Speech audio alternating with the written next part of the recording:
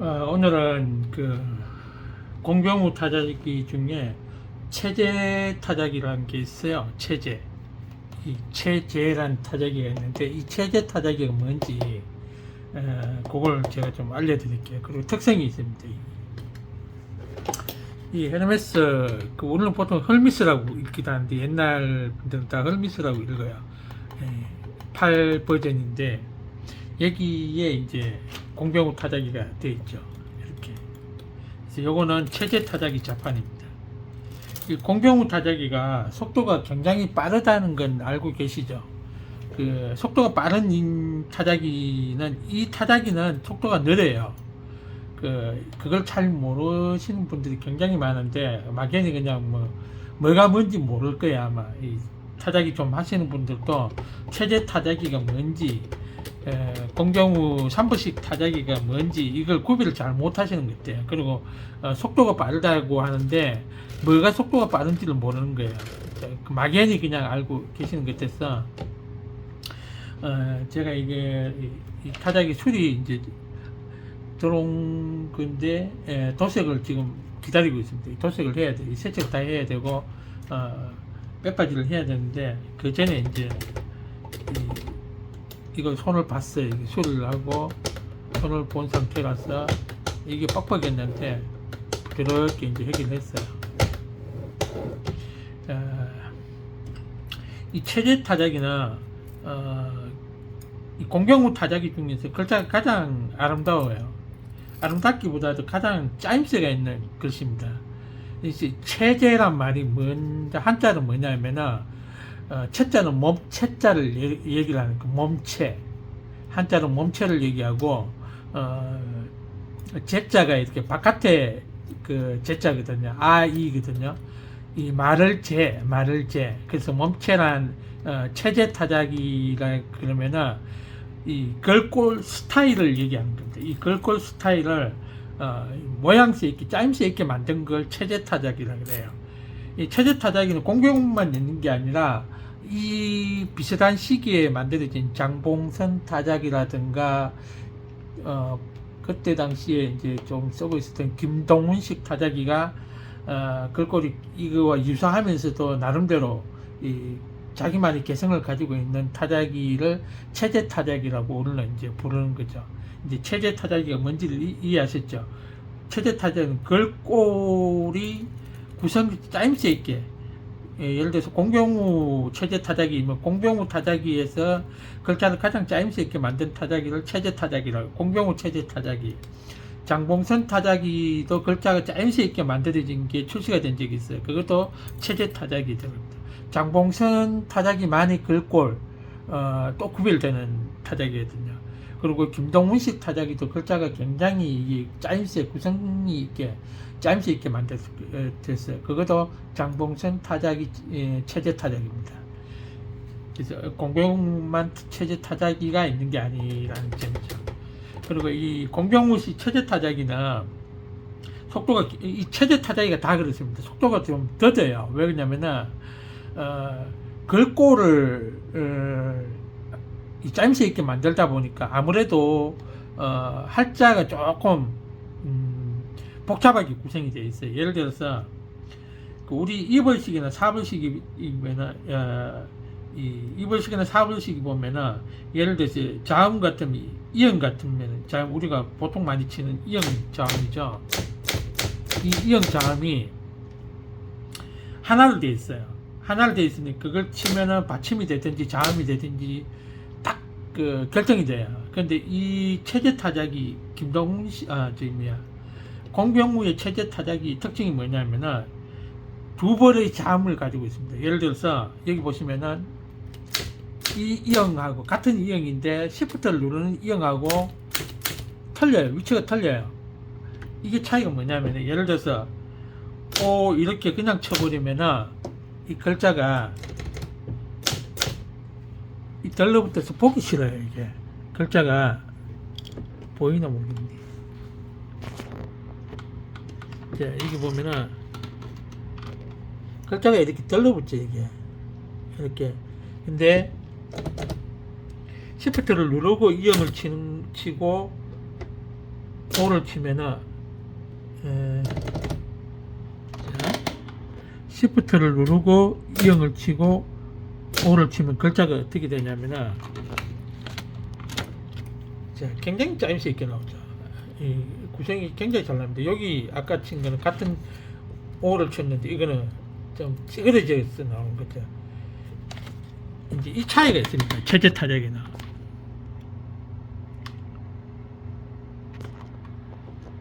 이 차이가 뭐냐면은 이 공병무의 체제 타자기는 자음이 두 개의 자음을 가지고 있습니다. 두 개의 자음 가지고 있어요. 그리고 이 받침이 4벌씩이나 2벌씩은 보통 받침이 비슷해요, 위치가. 근데 여기는 이 받침이 우측이가 있습니다. 공병무 체제 타자기는 우측이가 있고 이건 부동키가 되고 또 부동키가 되겠죠. 이게 또 이걸 부동키를 처리해놨어요. 받침을 안 나가죠, 그죠? 이건 자음이고 나가니까 자음 모음이고. 그 4벌씩이나 2벌씩이 보면 이쪽에 모음이 있거든요. 그리고 4벌씩은 단모음이 있고 장모음이 있기 때문에 이게 두 개가 되고 자음과 받침이 있기 때문에 4벌씩이 되는 거예요. 근데 이거는 두 개의 자음을 각기 다릅니다. 같은 이형인데 위치가 틀려요. O를 칠 때는 이렇게 쳐야 되는 거예요. 그러니까 오늘날 할 적에 오늘날 늘 이거 치기가 조금 애매한데 이게 이제 그다음 받침 위에는 나가면 안 되겠죠. 오늘 이렇게 되죠. 여기 보시면은 글자가 짜임새가 이렇게 되죠. 그죠? 짜임새가 이렇게 구성이 되는데 이 체제 타직은 이런 시프트 기능이 굉장히 불편하게 많이 들어가요. 이 글자는 글꼴이 굉장히 이쁘게 나오는 대신에 이게 힘들어요. 이게. 시프트를 누르는 횟수가 많아요. 그러니까 속도가 느릴 수밖에 없습니다. 근데 왜 공병무 타자기가 빠르다고 얘기를 하냐면은 처음에 그 6.25 전쟁 때 이제 이 6.25 전쟁 기간 동안 겪으면서 이 한글하고 영문을 그 미군하고 이렇게 소통하기 위해서 한영을 같이 만드는 거예요. 그러다 보니까 이제 글꼴이 많이 빠지겠죠, 아무래도. 그러니까 그때 당시에는 글자가 그 타자기는 뭐 이쁘지 않아도 돼요. 그냥 이형자 하나만 가지고 하나만 처리가 되어 있기 때문에 글자가 빨리빨리 치는 겁니다. 글자 본새는 그냥 울퉁불퉁 하겠죠. 본새가 없습니다. 근데 이거는 본새가 있게 글자가 아주 이렇게 짜임새 있게 만들어진 타작이에요. 근데 그거는 그냥 막 글자에서 오늘날 이렇게 치면 울퉁불퉁해도 그냥 오늘날만 이렇게 이해를 하게 되기 때문에 속도가 굉장히 빨라요. 이거는 이 쌍자음을 가지고 있기 때문에 속도가 느릴 수밖에 없습니다. 그 차이가 있습니다. 쌍자음을 하나의 이 벌칙을 구성을 이루고 그 다음에 이제 모음 하나 있죠. 모음도 마찬가지입니다. 이게 모음 있고 그 다음에 받침이 이렇게 되어 있어서 3벌씩이라고 하는 거예요. 받침 처리가 되어 있기 때문에.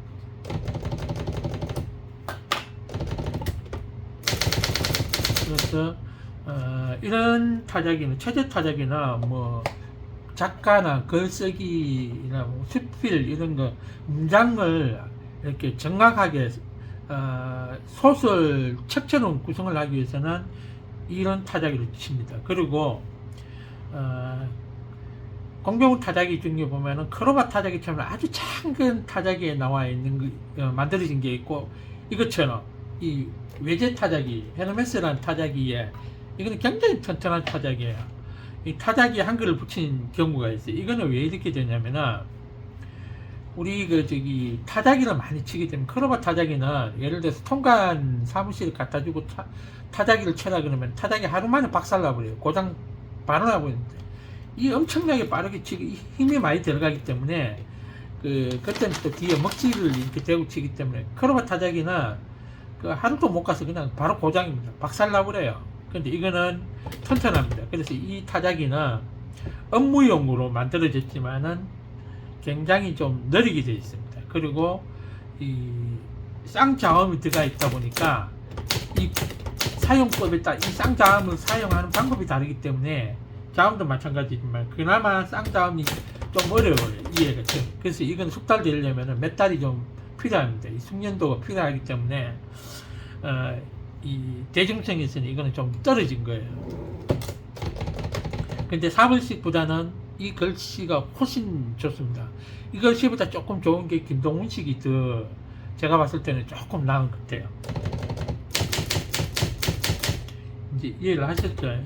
그래서 이 스탠다드 해야만이 막 이렇게 쳐도 막 용기를 막 하루에 막 이 몇 장을 쳐도 이 타자기가 고장이 안 나는 거예요. 그리고 이 보면은 걸골을 아름답게 만들려면은 이 할자가 이게 툭 튀어나오죠. 이렇게 돌출된 게 있습니다.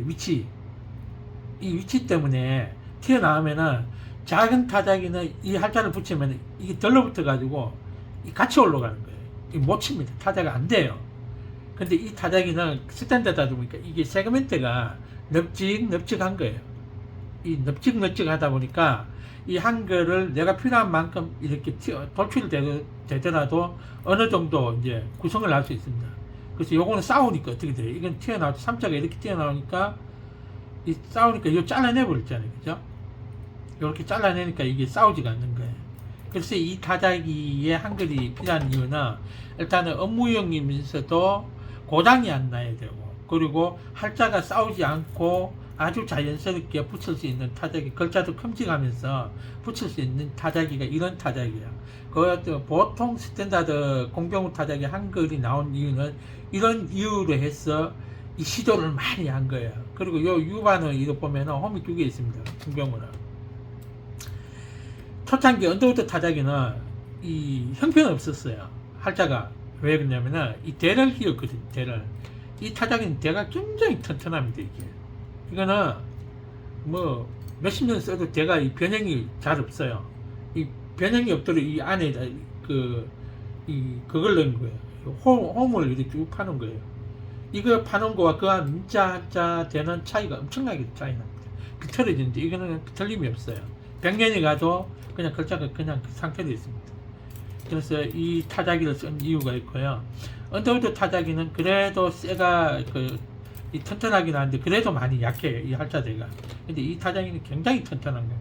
이런 타자기는 하나 가지 있으면은 100년 아니고 200년 물려줘도 수립만 조금 하면은 거의 작동이 이상 없이 돼요. 그리고 이 타자 치는 방법은 이 공병우 타자, 한영 타자기는 그냥 뭐 오늘날 우리는 민족 중앙이 예사적 사명을 띄고 있는데 이게 쭉 고르지 않아도 돼요. 그러니까 막 날리면 이렇게 그냥 속도가 빠르게 치는 거죠. 뭐 울퉁불퉁하게 나오고. 근데 이거는 글자를 치면 이게 쭉 이렇게 일렬로 글자가 짜임새 있게 만들어지기 때문에 이 자음 처리가, 이 모든 자음 처리가 위치가 다 틀려요. 이렇게 쓰임새가 같은 기획이라도 쓰임새가 틀립니다. 그러니까 두 벌의 이형 자음을 글자 예를 들어서 이형을 하나 가지고 있는데 자음 하나를 두 벌의 이형을 하나로 처리를 내는 거예요. 요게 이제 체제 타자입니다. 이제 이해되셨나요? 그래서 체제 타자기는 굉장히 속도가 느린 반면에 글꼴이 아름답게 구성이 돼요. 짜임새가 있습니다. 그리고 이때 당시에 이 글자가 약간 시원시원하게 벌어졌어요. 이게 왜 그러냐면은 원래는 타자기가 엘리트 타자기죠. 엘리트 타자기는 1인치에 글자가 12타가 들어가요. 근데 이거는 파이카 타자기입니다. 파이카 타자기 이 한글을 붙였어요. 장봉선 타자기도 보면은 보통은 독일제 올림피아 타자기에 장봉선을 붙여놨는데 그것도 보면은 파이카 타자기입니다. 글자가 듬직듬직하게 되어 있어요. 근데 그 70년대부터 80년대 전성기로 날리던 한국 발전사에 지대한 공헌을 한 사버식 타자기나 엘리트 타자기입니다. 엘리트 타자 정부에서 표준을 해서 1인치당 12타를 넣도록 해서 해놨기 때문에 엘리트 타자기의 글자를 만들어 쓴 거예요. 이게 그 기계적으로 보면 이 히스토리가 나름대로 다 이 개발이 그냥 된 게 아니라 이유가 있어서 많이 이렇게 변경이 됐어요. 그래서 공병호 이 타자기는 아마 지금도 공병호 타자기를 처음 접하시는 분은 뭐가 뭔지 모를 거예요. 이런 타자기도 있고 저런 타자기도 있고 작은 타자기도 있고 한정도 있고 이러니까 도대체 이게 무슨 용도로 이렇게 타자기가 만들어졌는지 왜 이렇게 다양한 종류가 있는지 구별을 하시는 분이 거의 없습니다. 자, 이거는 속도하고 관계없습니다. 체제란 거는 스타일, 글자 스타일을 얘기하는 거예요. 이거는 공병호 체제 스타일 타자기. 만약 올림피아 장봉선 타자기 때문에 올림피아 장봉선 타자기면 장봉선 스타일 체제 타자기 이렇게 부르겠죠. 그래서 이거는 지금 제가 이 영화사에서 드라마 팀에서 맡긴 건데 지금 도색 때문에 이 색을 못 맞춰가지고 이 색을 지금 기다리고 있습니다. 그래서 다 이거 해가지고 껍데기로 도색을 해서 가에 이게 얼마나 오래돼가 쩔어가지고 이걸 하나하나 다 빼가지고 다 이 술을 한 거예요. 이 글자는 이게 사무실은 여기가 자음이 있거든요. 근데 이거는 이쪽에 있어요. 그래서 이거는 제가 봤을 때 공병호 박사님이 오른손잡인지 왼손잡인지 모르겠는데 제가 봤을 때는 왼손잡이에요. 공병호 박사가 왼손잡이지 않을까 싶습니다. 그거는 뭐 가족만 알겠죠. 왜 그러냐면은 왼손잡이와 우측 한국은 아시아 사람들 대부분 숟가락을 오른손으로 하도록 배웠거든요. 근데 머리 좋은 사람들은 거의가 왼손잡이를 씁니다. 이거는 그래서 이게 자음이 우측에 가 있는 거 보니까 공병호 박사님이 우측 그러니까 왼손잡이가 아닐까 이런 생각이 드는 거예요. 왼손잡이가 많이 쓰거든요. 그래서 요거 보면은 이제 이게 뭐 자주 보는 타자기 같으면은 잘 치겠는데 뭐 그런 대로 속도가 나겠는데 이거는 어쩌다 한 번씩 들어와가 투리하는 거기 때문에 기억이 가물가물해. 이 손이 기억을 못 하는 거예요. 그래서 우 이렇게 쳐야지. 그냥 우 이렇게 치면은 글자가 덜러붙어 가지고 뭔 것인지 몰라요. 누르고 우 벌써 아마 여기서 아마 벌써 동작이 액션이 많이 들어가니까 힘들 돌고 느리죠. 니자 같으면은 리 그죠? 리 나자 같으면은 이게 나자가 여기 있지. 이게 헷갈리. 받침이 있으니까 헷갈려요. 사불식 치던 사람. 이 나자인가? 이 나자니. 이 나자는 노를 치지요. 노 칠 때는 이걸 치고 그냥 나를 칠 때는 이 굉장히 헷갈리는 게 라면은 라 이렇게 치겠죠. 이렇게 쫙 되는 거예요.